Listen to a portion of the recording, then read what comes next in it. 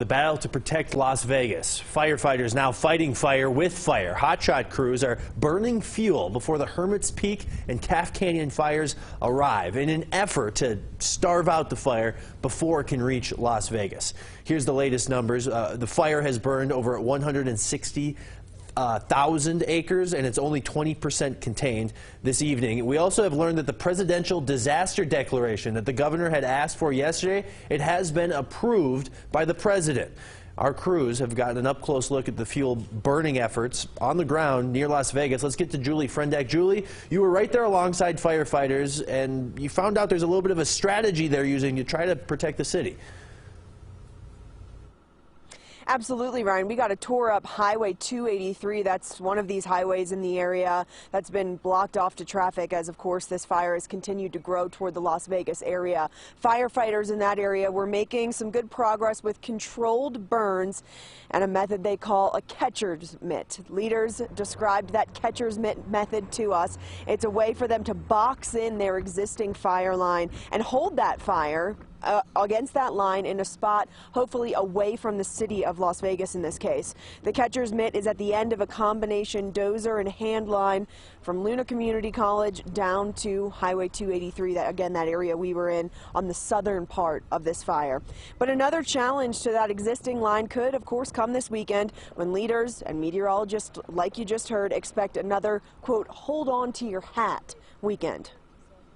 The main head of the fire is angry. It's trying to move towards our line, and what we're trying to do is make a line that can contain that fire a little bit in to control that anger. It's going to be a long duration event, but we're going to get this fire taken care of, but the next start could go this big again. So, you know, and that's just based on the conditions here in the Southwest that we're dealing with. Again, those controlled burn efforts and those efforts from firefighters that we're showing you this evening, that was from earlier today on the southern portion of these fires near the Las Vegas area. But leaders told me this is happening on all sides of this fire. Firefighters working to protect the most valuable pieces, properties, homes, and businesses. Ryan. Julie, thank you. And as you saw there in Julie's video, the firefight also took to the air. This is help coming from some big planes. What you're seeing there is a DC-10 tanker, an air carrier flying over the Calf Canyon and Hermits Peak fire today. That small white plane ahead of it, that's the lead plane. That helps guide the plane where to go to help, tell them where to dump that flame retardant. Now, these planes can carry more than 9,000 gallons of fire retardant. Another view here from Alexis Martini shows just how low that plane is getting to the trees there. You can see near Las Vegas. That plane flies really low in an area. Over 15,000 homes are now under mandatory evacuations from this fire alone. And that's all because of the largest wildfire in the country. The hope is the work that they're doing on the ground right now can get folks back home soon. And Kai Porter is at an evacuation center in Las Vegas, and he has been hearing from the people who are understandably emotional as they wait to hear when they'll be able to go home. And Kai, you're seeing people step up helping too. Absolutely, Ryan. We're here at the old Memorial Middle School in Las Vegas, where I can tell you the donations have not stopped pouring in. For example, just take a look at all of this bottled water stacked up behind me that has been dropped off here, and we've been just watching National Guard soldiers unloading them by the truckload, along with volunteers helping to carry supplies to evacuees' cars here. We also want to show you the setup inside this evacuation shelter. Volunteers are busy inside sorting all of those donations, essential items like food, clothes, and common household items, even things like Tylenol that people may have left behind when they were forced to evacuate, some within just minutes.